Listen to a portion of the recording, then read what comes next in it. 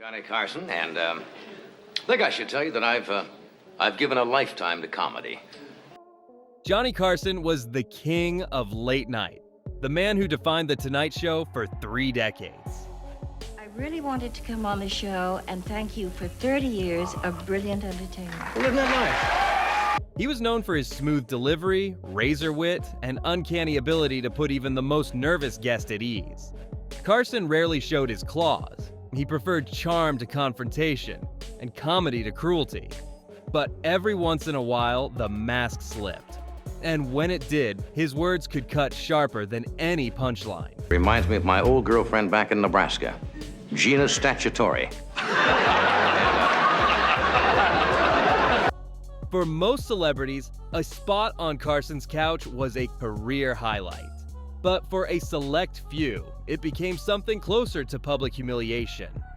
Whether it was a cruel running gag in his monologue, a cold shoulder that lasted decades, or a biting remark slipped into an interview, Carson had moments where he made it clear. He did not like certain people. Star. I'm a down-to-earth fella. Just want you to know that. As a matter of fact, today I got out the old hammock. And when Johnny Carson disliked you, the whole country knew. These moments were rare, which makes them all the more shocking. Tonight, we're counting down 7 of Johnny Carson's most strongly criticized guests, the icons he mocked, dismissed, or even banned. From comedy legends to Hollywood royalty, these are the rare few who felt the sting of Carson's unfiltered disdain. Number 7, Frank Sinatra. That's life.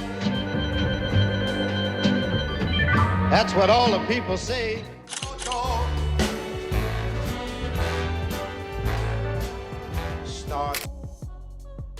Frank Sinatra was larger than life. He was the ultimate showbiz kingpin, adored by fans, feared by rivals, and treated like royalty wherever he went. Most people in Hollywood bowed to that aura, but Johnny Carson wasn't most people. Behind his polite exterior, Carson could be brutally observant. And when it came to Sinatra, he wasn't afraid to let a little disdain slip out. In a 1986 Los Angeles Times profile, Carson drew a sharp contrast between himself and the crooner. He described evenings in Las Vegas when Sinatra would sweep in with his entourage, causing whispers to ripple across the room. "Frank's here." Everyone knew it the moment he arrived. And then Carson delivered the line that revealed his real feelings. Well, of course you knew he was there. Sinatra likes that. He likes being surrounded by people. I don't.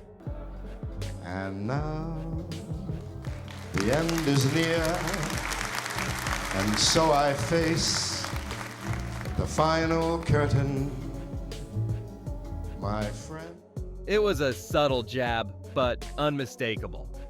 Carson was painting Sinatra as a man addicted to attention, a performer who needed to be swarmed, admired, constantly reassured of his own importance. By comparison, Carson presented himself as the opposite. He drove his own car, avoided handlers, and despised the circus of entourages. That one remark cut deeper than 100 jokes. Carson wasn't just teasing Sinatra's lifestyle. He was exposing what he considered vanity at its worst. For Johnny, who valued privacy and authenticity, the idea of living in a cloud of sycophants was suffocating. And he clearly thought Sinatra loved every second of it. What made this moment striking was Carson's target. Sinatra wasn't a minor guest or a rising star. He was one of the most powerful celebrities alive. Criticizing him, even indirectly, was risky. But Carson's delivery was so dry, so casual, that it slipped under the radar while still landing like a dagger. For most stars, a cutting monologue joke could be brushed off as late-night comedy. Oh, I play Jerry Fail or some of those.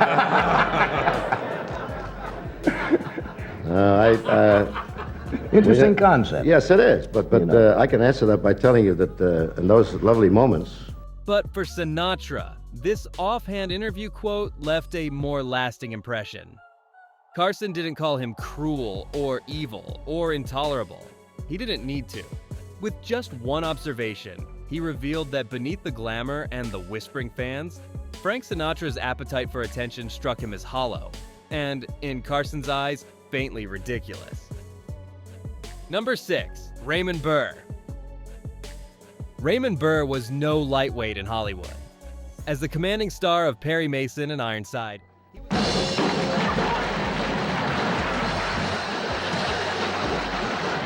he was one of television's most recognizable faces for decades. To millions, Burr was dignified, respected, even beloved. But to Johnny Carson, he was often reduced to a single cruel punchline: his weight. Carson turned Burr into a recurring target in his Tonight Show monologues, cracking jokes that exaggerated Burr's size until his very body became a running gag. The humor wasn't clever wordplay or situational comedy. It was blunt fat-shaming, delivered to millions of viewers. At first, it might have seemed like harmless ribbing, the kind of jab late-night hosts often make about public figures. Name of Miss Yvonne Manco? Yes. Have you another name? No. You were...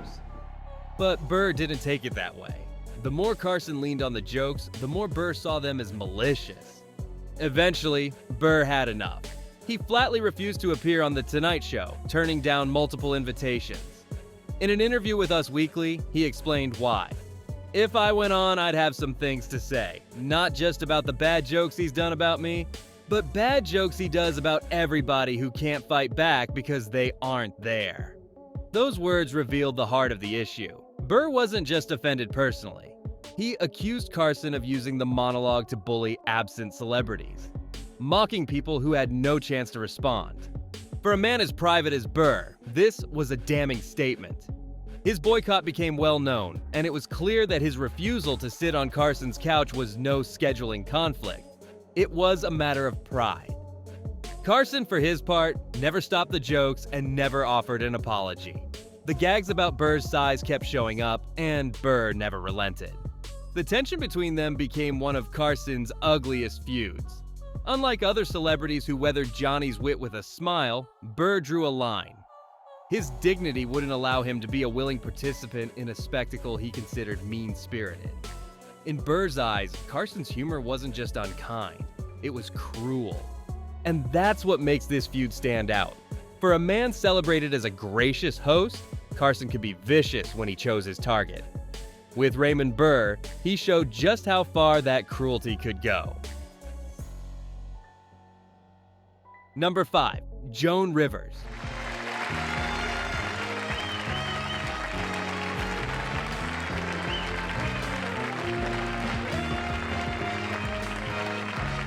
Joan Rivers. Joan Rivers was supposed to be Johnny Carson's heir. She wasn't just a guest. She was a trusted friend, a frequent guest host, and the only person Carson seemed comfortable handing The Tonight Show desk to when he was away. For years, Rivers praised Carson as her mentor, and he in turn boosted her career by giving her the most coveted exposure in comedy. But in 1986, that bond shattered, and Carson's reaction was as cold and final as anything he ever displayed toward a colleague. The breaking point came when Rivers accepted an offer from the Fox network to launch her own late-night program in direct competition with Carson. But I am celebrating because we had a neighbor who I couldn't stand, and she moved out, thank God, today. The woman, who has had a neighbor you really despise? I mean, the woman is just like, if you ever had a woman, you just go, oh. Worse still, she never told him personally. Carson only learned about it when the news broke publicly. To him, it wasn't just business. It was betrayal. He called Rivers immediately, furious, and after a few heated words, he hung up on her. They never spoke again. Carson's silence from that point forward was deafening. Rivers was banned from The Tonight Show, a punishment that lasted for nearly 2 decades until long after Carson's retirement. When reporters pressed him about Rivers' defection, he refused even to utter her name. In a 1986 interview with the Los Angeles Times, he explained tersely, "I felt if I answered one question, then one question would lead to another." And it's Friday night, and I'm very blue. It's been a great week. Save the best audience. His refusal to discuss her at all was itself a condemnation.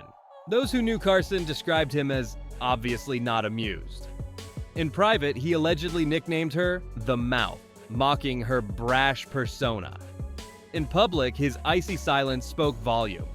By erasing her from his show, Carson made sure Hollywood understood exactly how he felt. In his world, Joan Rivers had committed the ultimate sin: disloyalty. Rivers herself later said the estrangement was devastating, since she had loved and admired Carson. But Johnny never relented. His cold shoulder wasn't temporary anger, it was permanent exile. And in the tight-knit, reputation-driven world of late-night television, that was as brutal as any insult. Carson didn't need to shout or sling cruel jokes at Rivers. His silence did the job. For Johnny Carson, who rarely showed bitterness publicly, the complete banishment of Joan Rivers was the clearest proof of how deeply he felt betrayed. Number 4. Wayne Newton.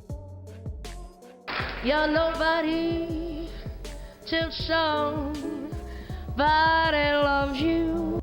Few Tonight Show guests ever pushed Johnny Carson into a real-life confrontation. Wayne Newton was the exception. The Las Vegas crooner was one of the biggest entertainment names of the 1970s, adored for his smooth voice and glittery stage persona.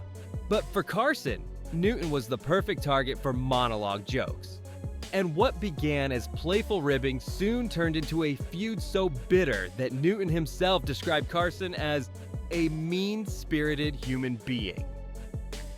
Carson's monologues often poked fun at Newton's flamboyant style and soft-spoken image. Night after night, Carson slipped in gags about Newton's high-pitched singing voice, his carefully styled hair, and his polished looks. The underlying message was obvious. Carson was questioning Newton's masculinity. According to Newton, the jokes went further, with Carson insinuating, repeatedly, that the entertainer was gay. For a man in the hyper-macho world of Las Vegas showbiz at the time, those jokes weren't just digs. They were attacks on his reputation. Newton reached his breaking point in the early 1980s. Furious about the constant mockery, he stormed into Carson's office and confronted him face to face. Newton later recalled saying, "These jokes about me will stop, and they'll stop now, or I will kick your ass."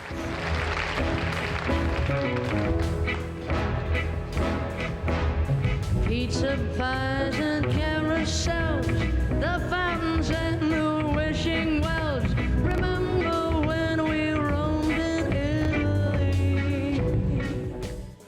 For a moment, the suave crooner dropped his polished stage image and showed raw anger. Carson, by all accounts, was rattled. From that day forward, the jokes about Newton stopped. But the damage was already done. Newton said the ridicule had sparked cruel rumors, including false whispers that he was tied to the mafia. In interviews years later, Newton insisted those rumors began because of Carson's jokes, claiming they cost him both peace of mind and professional credibility. On CNN, he didn't mince words. Johnny Carson was a mean-spirited human being, and at some point, he decided to turn that negative attention toward me. The Newton-Carson feud stands out because it broke the usual script. Most celebrities rolled their eyes at Carson's barbs and laughed along, knowing it was part of the late-night game. Newton didn't. He confronted the king of late night directly, forcing him to stop. Few people could intimidate Johnny Carson, but Wayne Newton managed it. In hindsight, this clash reveals Carson's darker side. He wasn't just a genial host, he could zero in on a guest and hammer them with mean-spirited humor until it crossed the line from comedy to cruelty. With Newton, that cruelty sparked one of the ugliest public feuds of Carson's career. And perhaps most tellingly, Carson never apologized. The jokes ended, but the bitterness lingered for decades. For Wayne Newton, the memory of being mocked on national television was one scar he never forgot. Number 3, Bob Hope. The way shows are being canceled, I may have to change my name to Ralph Williams. Now, I thought about retiring this year, but Sinatra beat me to it. It'd be too much to lose 2 sex symbols in 1 year. On paper, Johnny Carson and Bob Hope should have been natural allies. Both were legendary comedians, both were icons of American entertainment, and both dominated television in their own ways.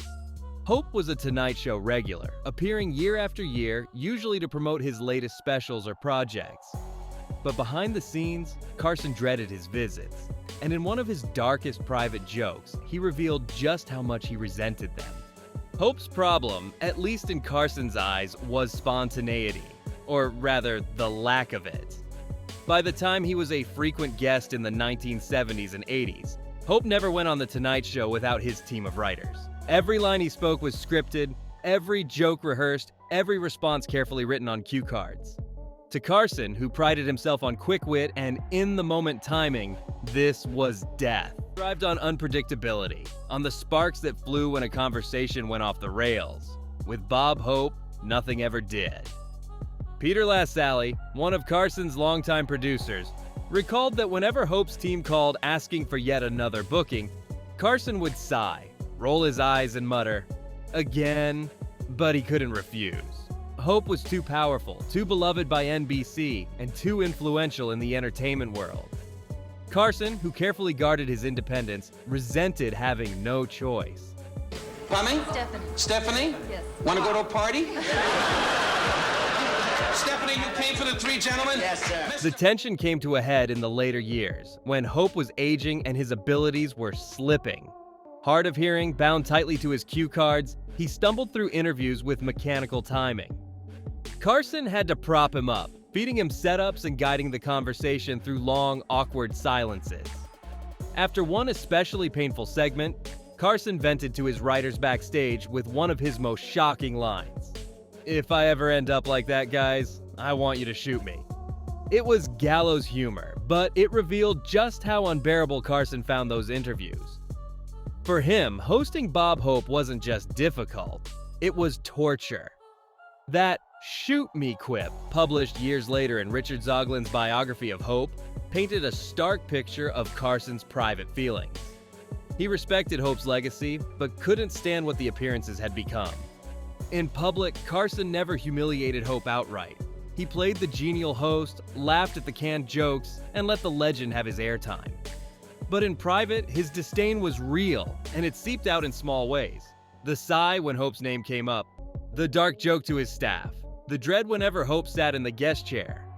What makes this feud so striking is its one-sidedness. Bob Hope likely never realized how deeply Carson disliked having him on the show. To Hope, it was tradition. To Carson, it was a burden. And in his own brutally honest words, it was the kind of experience so miserable he'd rather be dead than suffer through it himself. Number 2, Joan Rivers. Serve Royal Crown Cola. But even more. If Johnny Carson had a protege, it was Joan Rivers. She wasn't just another guest who got a few laughs. She was invited to guest host The Tonight Show more than anyone else, often sitting behind the desk when Carson took a night off. For years, he championed her as a rising star, the sharp-tongued comic who could spar with him on equal terms. To Hollywood insiders, it seemed like an unshakable partnership. But in 1986, that bond collapsed overnight, and Carson's reaction was colder than anyone could have imagined. The spark was Rivers' decision to accept a rival late-night program on the brand-new Fox network. When the offer came, Rivers saw it as her chance to finally helm her own show, rather than forever serving as Carson's understudy. But she didn't tell Johnny herself. Carson found out from the trade papers, the same way the rest of the country did. For a man who valued loyalty above all, it was unforgivable. Carson called Rivers immediately. By her account, the call was brief and angry. He accused her of betrayal, raised his voice, and then slammed down the phone. That was the last conversation they ever had. He never spoke to her again. The fallout was brutal. Carson banned Rivers from The Tonight Show, and the exile lasted not just through his tenure, but for nearly 30 years, until Jimmy Fallon finally invited her back in 2014. To be blacklisted by Carson, the kingmaker of late night, was devastating. For Rivers, who once considered him family, it was heartbreaking. Carson made his feelings clear not through tirades, but through silence. When reporters asked about Rivers' defection, he refused to even say her name. In a 1986 interview with the Los Angeles Times, he explained, "I felt if I answered one question, then one question would lead to another." His refusal to discuss her wasn't dodging controversy, it was punishment. In Carson's world, Rivers no longer existed. Privately, he nicknamed her the Mouth, mocking her brashness. Publicly, he made her persona non grata on the most powerful stage in comedy. Griffin, this would have been moved down here. I'm just like, all afternoon, Kathy this, Kathy that. Leaves a very filthy toilet. Anyhow, this is the cheapest special ever made. For Rivers, the snub was devastating, not just emotionally, but professionally. Her Fox show struggled, and she never again enjoyed the visibility she had under Carson's wing. What makes this feud so striking is how absolute it was. Carson rarely showed bitterness so openly, but with Joan Rivers, he made an exception. To him, loyalty was sacred, and betrayal was evil. Rivers' decision to leave without telling him directly wasn't just business, it was a personal wound he never allowed to heal. For nearly 2 decades, Carson kept his silence. No reconciliation, no olive branch, no farewell. For Johnny Carson, the door on Joan Rivers was closed forever. Number 1, Wayne Newton. Of all Johnny Carson's feuds, none became as openly hostile, or as personal, as the one with Wayne Newton. Unlike Bob Hope or Joan Rivers, whose clashes with Carson were cloaked in jokes or silence, Newton confronted him directly, face to face, in a moment that exposed just how mean-spirited Carson could be when he set his sights on someone. Newton was a Las Vegas superstar, nicknamed Mr. Las Vegas for his decades of sold-out shows and unmatched popularity on the Strip. But to Carson, Newton's glittery image and smooth voice were ripe for ridicule. In the late 1970s and early 80s, Carson began lacing his monologues with barbs about Newton. They weren't harmless quips. Night after night, Carson made Newton the punchline for jokes about effeminacy, questioning his masculinity and slyly suggesting he might be gay. For Newton, who built his persona on charm, polish, and virility, those jokes weren't funny. They were humiliating. The mockery escalated until Newton couldn't take it anymore. He stormed into Carson's office one day furious and confronted the late-night king in person. As Newton later recalled, he told Carson bluntly, "These jokes about me will stop, and they'll stop now, or I will kick your ass." In that moment, the power dynamic flipped. Carson, who had mocked Newton mercilessly in front of millions, was now cornered privately by a man determined to protect his dignity. According to witnesses, Carson looked shaken, and just like that, the jokes stopped. But Newton wasn't done talking about it. In interviews years later, he accused Carson of malicious intent. Can't find somebody, you got to find yourself somebody. On CNN, Newton said, Johnny Carson was a mean-spirited human being, and at some point he decided to turn that negative attention toward me. He even claimed that Carson's jokes fueled damaging rumors, false whispers linking Newton to the mafia, that tarnished his reputation far beyond the stage. To Newton, Carson hadn't just poked fun, he had tried to destroy him. What makes this feud so remarkable is how rare it was for anyone to push back against Carson and win. Most celebrities simply endured his jokes, knowing that crossing Johnny meant career risk. Newton, however, refused to be a victim. By confronting Carson directly, he forced him to back down, something almost no one else ever managed. For Carson, the feud with Newton was one of the few times his mean streak boomeranged back at him. The man who made millions laugh was suddenly the butt of another performer's fury. And for Newton, standing up to Carson became a defining act of self-defense in a career otherwise marked by smooth songs and Vegas glitz. It was proof that behind Carson's charming smile lurked a crueler streak, and that sometimes his jokes could turn toxic enough to spark a war. Johnny Carson spent 30 years as the most powerful man in late night. For most guests, a spot on his couch was career gold. But as we've seen, there were a handful who walked away scarred. Carson rarely showed open hostility, which is why these clashes stand out so starkly. With Bob Hope, his patience turned to dread, and a dark joke about never wanting to end up that way himself. With Joan Rivers, betrayal meant a lifetime ban and absolute silence. Raymond Burr became the butt of cruel fat jokes, while Wayne Newton endured jabs so malicious he finally stormed into Carson's office and demanded they stop. Even Frank Sinatra, Hollywood royalty, wasn't immune from Carson's disdain. These moments proved that Johnny Carson, usually gracious and charming, had another side. Sharp, cold, and merciless.